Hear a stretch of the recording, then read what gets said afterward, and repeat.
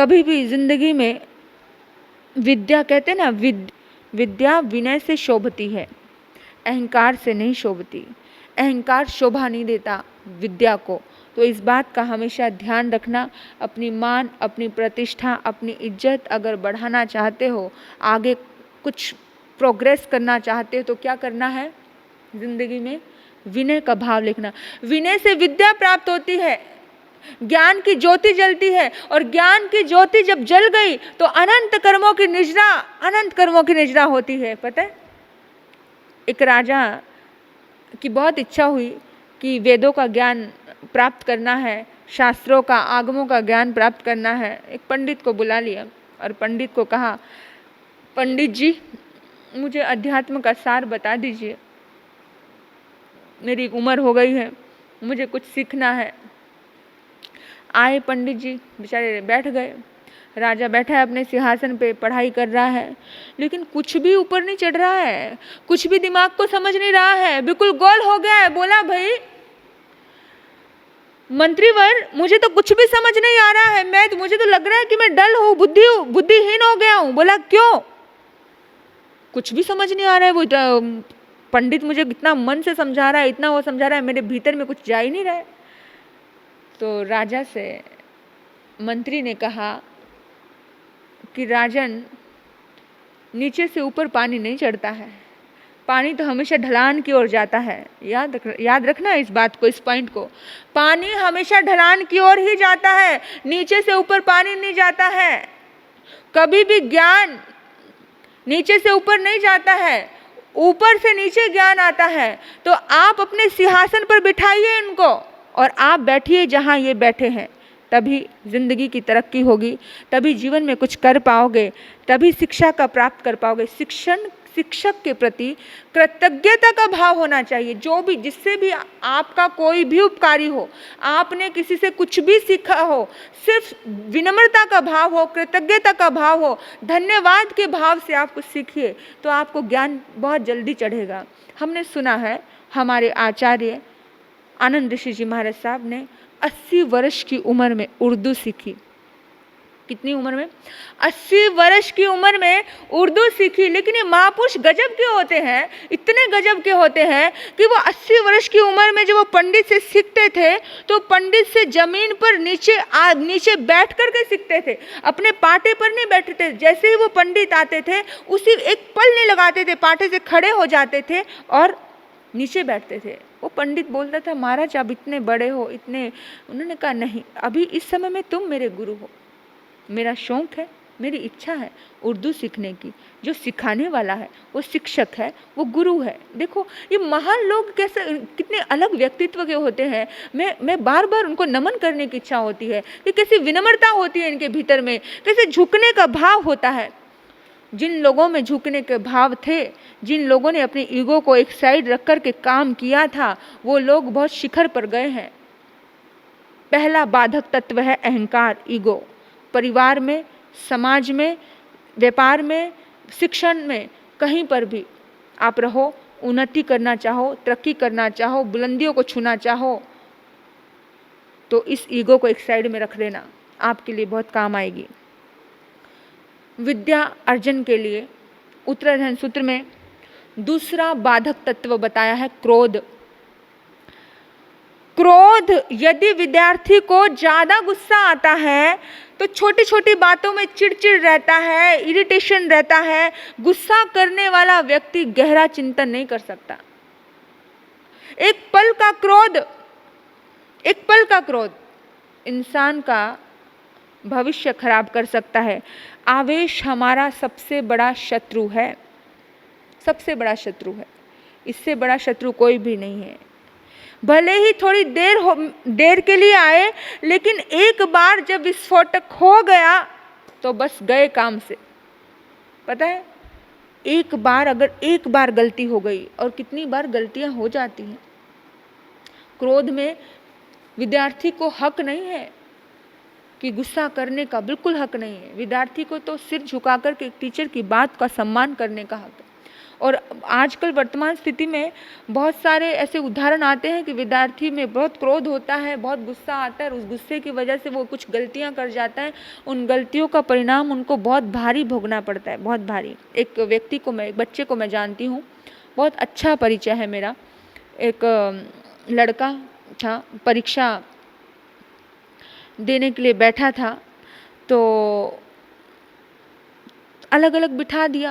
Teacher को लगा कि वो कुछ तो भी चीटिंग कर रहा है या कुछ कर रहा है, तो टीचर ने उसको 2-3 बार उसको थोड़ा सा रोक दिया, टोक दिया। तो उसने कहा तुझे बाहर देखता हूँ मैं। गया बाहर, उस लड़के ने टीचर को बहुत मारा, लड़के ने बहुत मारा, और इतना बुरा परिणाम आता है उस लड़के का 5 साल तक अपना पूरा करियर बर्बाद करना पड़ गया। वो एग्जाम नहीं दे पाया, कभी किसी भी कॉलेज में उसका एडमिशन नहीं हुआ। उसने बहुत सॉरी फील की, बहुत माफ़ी मांगी, मुझे क्रोध में पता नहीं चला, ये नहीं वो नहीं, मुझसे उसने डिस्कशन की। मैंने उसको बोला क्यों तूने मारा, तेरा करियर ख़राब हो गया, इतना आज तुझे दुख भी है। बोला कि महाराज वो ना मुझे बहुत डिस्टर्ब कर रहा था। अरे भाई, कभी कभी कोई इंसान, अगर वो तुम्हारा शिक्षक है, तुम्हारा वो टीचर है, तो उसके सामने अपनी ईगो, अपना क्रोध थोड़ा छोटा रखो। परिणाम क्या आया, 5 साल तक वो किसी कॉलेज में बैठ नहीं पाया, कहीं पढ़ नहीं पाया, कितना उसकी लाइफ खराब हुई सोचो। यानी कि जो भी कोई विकास करना चाहता है तो इस क्रोध को त्याग कर दो बहुत जल्दी, बहुत जल्दी, नहीं तो परिणाम बहुत गहरे होते हैं। बच्चे टीचरों को मार देते हैं, अपना पूरा भविष्य खराब कर लेते हैं, उनको ये नहीं पता चलता आने वाले इसका दुष्परिणाम क्या होगा। क्रोध आता है, बात बात पे पढ़ाई में मन नहीं लगता, क्योंकि पढ़ाई के लिए कंसंट्रेशन चाहिए, शांति चाहिए। शांत मन ही पढ़ सकता है, अशांत मन पढ़ ही नहीं सकता। शांत मन ही कुछ तरक्की कर सकता है, अशांत मन कहीं पहुंच ही नहीं सकता। अशांत मन कुछ नहीं कर सकता, विचलित मन, चंचल मन थोड़ी कुछ कर सकता है। अगर कोई भी, जितने भी आज दुनिया में महापुरुष हुए हैं, वो सारे के सारे बड़े शांत मन से कुछ कर पाए हैं। कुछ शांति बहुत बड़ी बात है। सिर्फ इतना ही सोचना है कि कोई भी हमारा उपकारी है, उस उपकारी के ऊपर हमें कभी भी गुस्सा नहीं करना, शांति से। चलो ये सोचना कि अरे कोई हमारा हित चाह रहा है, हित की बात सोचनी है, सुख की बात नहीं सोचनी। तीसरा बाधक तत्व उत्तराधान सूत्र में बताया, प्रमाद। विद्यार्थी का अध्ययन और स्वाध्याय में प्रमाद नहीं होना चाहिए। हम लोग इतना ज़्यादा डूबे रहते हैं बीड़ी में, सिगरेट में। आजकल तो बड़ा एक रिवाज चल गया है कि फैशन मानते हैं इन चीज़ों को, है ना। गुटखा पीना, शराब पीना, इन बकवास चीज़ों में इंसान उलझ कर, नशे में इतना उलझ जाता है कि अपनी पढ़ाई लिखाई सब कचरे के डिब्बे में पहुंच जाती है, सब कचरे के डिब्बे में। सोचो, आप विचार करो कि नशीले पदार्थों से विद्यार्थी को दूर रहना बहुत जरूरी है। चौथा बाधक तत्व है रोग। शरीर में बीमारी आ जाए, तकलीफ आ जाए तो व्यक्ति पढ़ नहीं सकता है। शरीर में आ जाए या मन में आ जाए, देख लेना। मन में आएगी तो भी नहीं पड़ेगा। मन का रोग किसको बोलते हैं? प्रेम रोग। प्रेम रोग हो जाए तो व्यक्ति कहीं का नहीं रहता है, कहीं का भी नहीं रहता है। माइंड डिस्टर्ब हुआ, पढ़ाई डिस्टर्ब हुई, पढ़ाई डिस्टर्ब हुई। सोचो कि जब मन डिस्टर्ब है, पढ़ाई डिस्टर्ब है, तो क्या कर पाओगे जिंदगी में? अभी पढ़ने की उम्र है, अभी करियर बनाने की उम्र है। प्रेम बाद में कर लेना, जब एक स्टैंड होगा, एक लेवल होगा, तब कुछ सोचना। अभी सिर्फ अपने आप पर फोकस करो, अपने आप पर आगे बढ़ने की, अपनी तरक्की करने की, अपने ऊपर कुछ फोकस करो। इन चीज़ों में मत उलझो, इन बातों में मत जाओ। जिंदगी में तरक्की करनी है तो प्रेम रोग बहुत बुरा है। ये जो मोहब्बत, ये हर कॉलेज में ये चलता है। और कितनी बार लोगों के एग्ज़ाम, मुझे बहुत लड़कियां आकर के शेयर करती हैं कि मेरा ब्रेकअप हो गया और मेरा एग्ज़ाम था, और उस समय में उस टाइम पीरियड में मेरी इतनी बुरी स्थिति थी कि मैं बिल्कुल ब्लैंक हो गई और मैं कुछ लिख नहीं पाई। क्यों? क्या दिया उस प्रेम ने, वो 2 टके के प्यार ने क्या दिया? सिर्फ दर्द और तकलीफ, और आपका पूरा भविष्य छीन लिया। सोचो, अपने दिमाग से काम करना है इस फील्ड में आकर के कि अगर मुझे कहीं पहुंचना है तो कहीं रुकना है। कहीं रुकोगे, कहीं पर कंट्रोल करोगे तो ही कहीं पहुंच पाओगे। अगर कंट्रोल नहीं रखा तो कहीं नहीं पहुंच पाओगे। मेरे बंधु, बहुत दया और करुणा आती है कि लोग अपने आप को इतना ज़्यादा अनकंट्रोल कर लेते हैं, अपने माइंड, अपने दिलो दिमाग को इतना ज़्यादा अनकंट्रोल कर लेते हैं कि बेचारे घंटों घंटों फ़ोन पर बातें चलती हैं और फ़ोन नहीं हुआ तो दुखी, फिर पढ़ाई में मन नहीं, और एक आदत, इतनी बुरी आदत लग जाती है। संकल्प करो कि पहले कैरियर बनाएंगे, फिर जो मर्जी करना। एक बार कैरियर बनाना, फिर ज़िंदगी को जीना है, पूरी ज़िंदगी जीना ही है मेरे बंधु। क्या बात।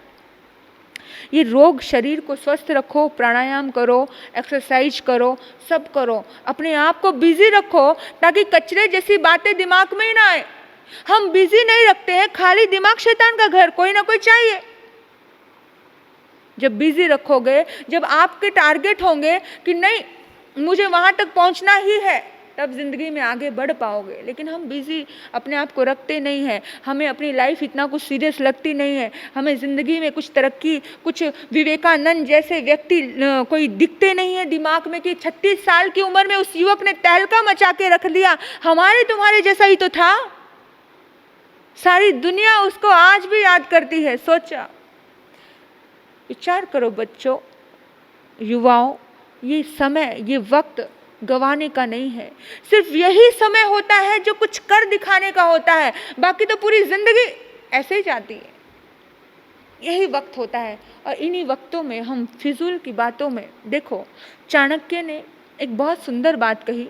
चंद्रगुप्त मौर्य किसी के प्रेम में पड़ जाते हैं, एक आकर्षण हो जाता है, गहरा आकर्षण। तो चाणक्य ने कहा कि बेटा, तू इतना उलझा हुआ है, इतना उलझा हुआ इंसान संपूर्ण भारत में अखंड राज्य की स्थापना कैसे कर पाएगा। उसने बोला, क्यों आचार्य, क्यों गुरुदेव, क्या एक पुरुष को हक नहीं है कि किसी से प्रेम कर सके? तो चाणक्य ने एक बहुत बड़ी बात कही थी जो मेरे दिल को छू गई थी।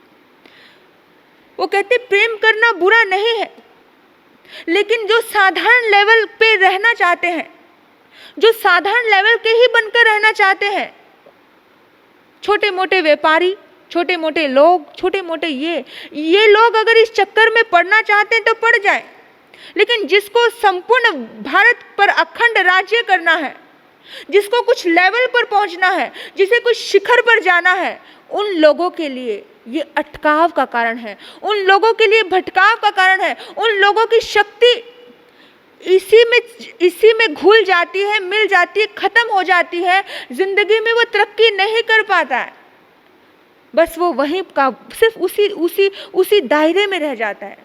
जिसको दायरे से बाहर निकलना है, ऊंची उड़ान भरनी है, जिसको बड़ा बनना है, उसको ये बातों से थोड़ा ऊपर उठना पड़ेगा। वो कहीं ना अटके। जब वो थोड़ा बड़ा हो जाएगा वक्त, और जब पूरी विश्व को, आज चंद्रगुप्त मौर्य का बड़ा नाम है, वो अटका, वो कहीं थोड़ा सा भटका, लेकिन आचार्य थे उसके पास संभालने के लिए, समझाने के लिए। और उन्होंने कहा कि मुझे पता है ये बहुत दर्द देती हैं चीज़ें, ये तकलीफ देती है, लेकिन आगे बढ़ने के लिए, अपने लक्ष्य को ध्यान रखने के लिए इन छोटी छोटी चीज़ों को पार करना ही पड़ता है, तभी जिंदगी में आगे बढ़ते हो। जिसको बड़ा बनना होता है उसको इन चीज़ों में अटकना नहीं होता है। जो आपकी लाइफ के लिए बना है वो कभी भी आएगा, ऐसा मत सोचना।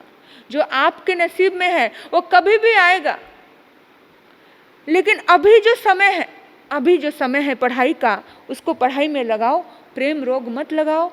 अपने शारीरिक रोग को उत्पन्न, देखो जो मन में बीमारी होती है, शरीर में बीमारी भी आती है। मन परेशान, डिस्टर्ब, दिमाग डिस्टर्ब, जब दिमाग डिस्टर्ब तो पेट डिस्टर्ब होगा तो शरीर डिस्टर्ब होगा, पूरी बॉडी डिस्टर्ब हो जाएगी। विचार करो। उत्तराधन सूत्र में ये सब बातें फरमाई है कि बैठे बैठाए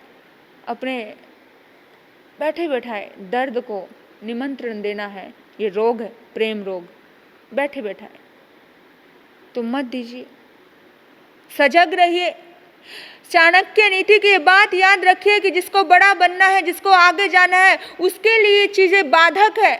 जिसको साधारण लेवल का बनकर रहना है वो जो मर्जी करे। जिसको अपनी लाइफ की कोई बहुत ज्यादा वैल्यू नहीं है वो जो मर्जी करे, लेकिन जिसको अपनी लाइफ में कुछ बनना है, शिखर पर जाना है, उस व्यक्ति को तो हर पल होश पूर्वक जीना है। 5वां बाधक तत्व हमारी पढ़ाई के लिए है आलस। विद्यार्थी का लक्ष्य रहना चाहिए कि मैं परिश्रम करूं, श्रम करके अपने ज्ञान को आगे बढ़ाए। श्रम किए बिना, परिश्रम किए बिना कभी भी ज्ञान टिकता नहीं है। ज्ञान को टिका के रखना है तो परिश्रम करना पड़ेगा।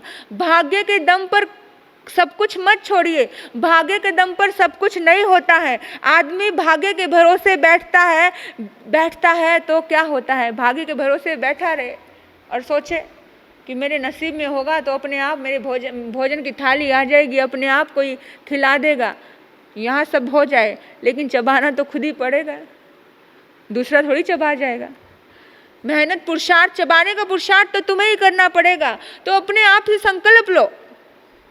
संकल्प लो कि आलस नहीं करना है, किसी भी तरह के परिश्रम करना है। इतना परिश्रम करना है कि सदाचारी बन करके अच्छे से परिश्रम में मन लगा करके, आलस को त्याग करके, तो आप जिंदगी में बहुत आगे जाओगे, बहुत आगे बढ़ोगे। आप विद्या अध्ययन अच्छे से कर पाओगे। इन्हीं सद्भाव से ओम शांति, ओम शांति।